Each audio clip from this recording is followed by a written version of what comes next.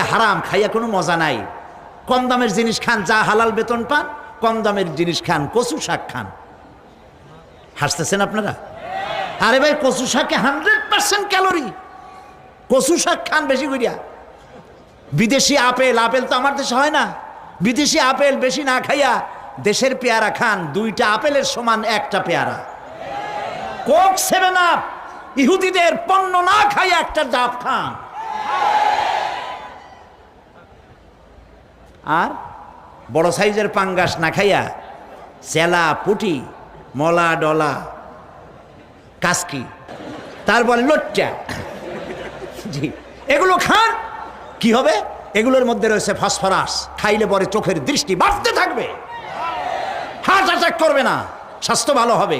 স্বাস্থ্য ভালো হওয়ার অর্থ পেটটা বিশাল আকারে হওয়া না, পেটটা ছোট হওয়া, সিনাটা চওড়া হওয়া, এইটার নাম স্বাস্থ্য ভালো।